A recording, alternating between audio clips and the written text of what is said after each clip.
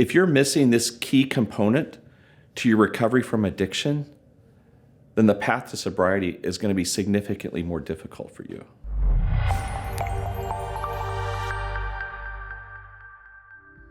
So let me just share my story with you. About 18 years ago, I found myself addicted to opiates. You see, I had the power of prescriptive authority. I was a physician at the time, and I had a business that was failing, and I thought, you know what? I'm having trouble falling asleep, staying asleep. I always tell patients, hey, don't drive after you take Vicodin because it can make you sleepy. And so I thought maybe I could take one of these hydrocodones that were in the house and maybe it would help me sleep. And it did. And it was very peaceful sleep. And then I noticed if I took it during the day, it made the day a little lighter.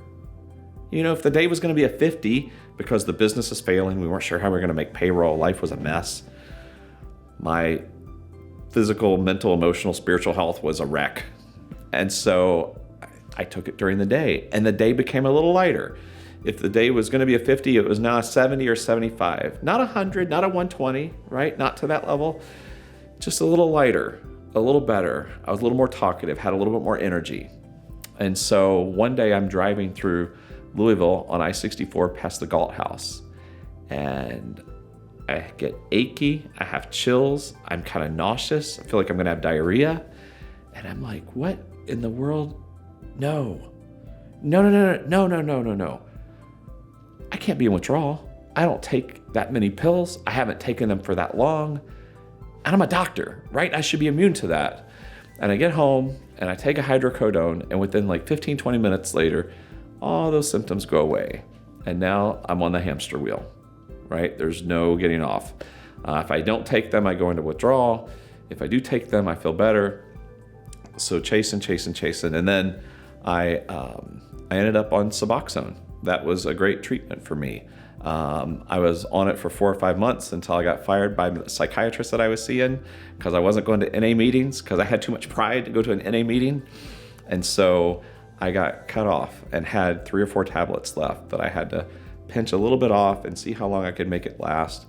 On top of that, sleeping between overnight shifts in the ER, my previous wife came and woke me up, and I'm like, why are you waking me? She said, the DEA is here and they want to talk to you. You want to know what I told her? I said, well, tell them I'm sleeping. I have to work again tonight. She goes, they're in our living room. I don't think they're going to accept that answer. So life was hard 17, 18 years ago.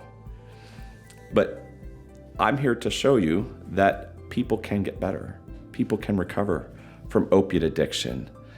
And I'll tell you that I think one of the key things that's missing in a lot of treatment programs is addressing the spiritual side of recovery.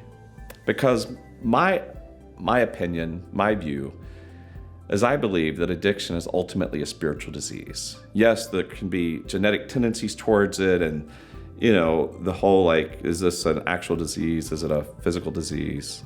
All that's probably true also, but I think at the heart of it, I think that there are spiritual issues at play that we need to address. Personally, I think that trauma ultimately is the gateway drug. I take care of a lot of people who have suffered from addiction, and really what gets us there is trauma. It's life happening, it's hurts that we've had, and we want to escape that.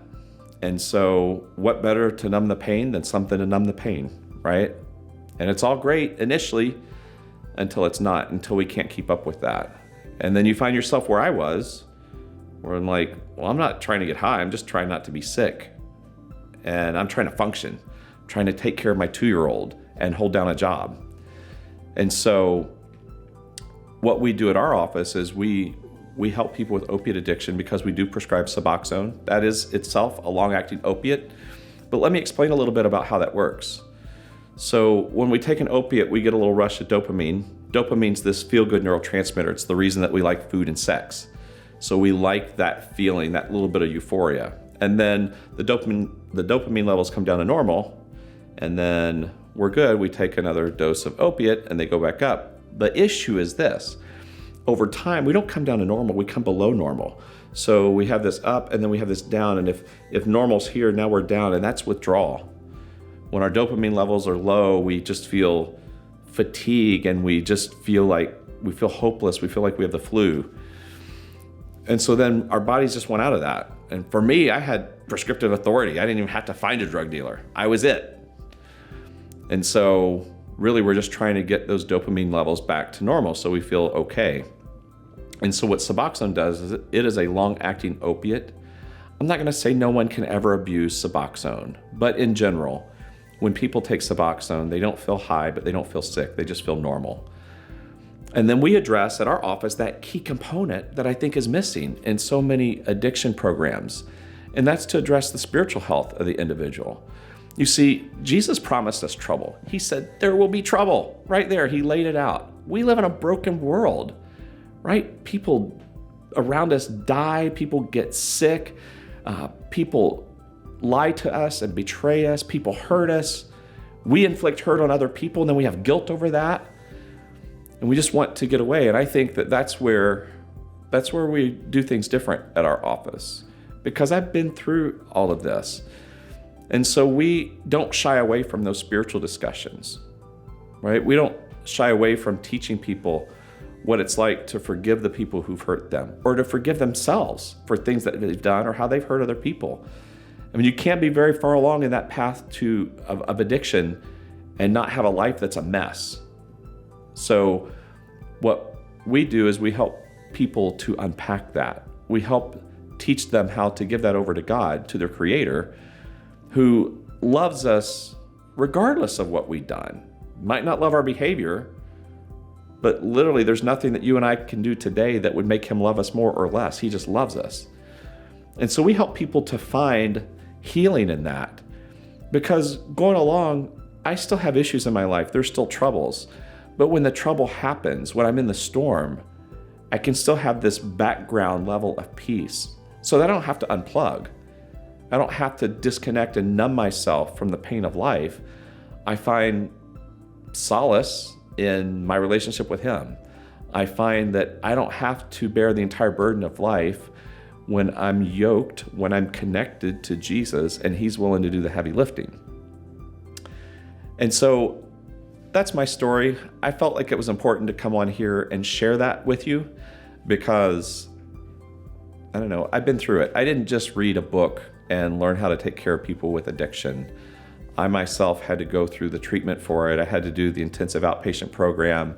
I went into that kicking and screaming, felt like I knew everything, and I didn't. I went in with such pride and ego, and God just kind of gradually stripped that away from me. And I learned tons. I learned about how I tend to be a codependent person and how that doesn't bless me. I learned how I was a people pleaser and I didn't have good boundaries in my life. And you know, when we start walking through all of those things and shoring up our boundaries with people around us and figuring out where our identity rests, life gets better and it actually gets more manageable.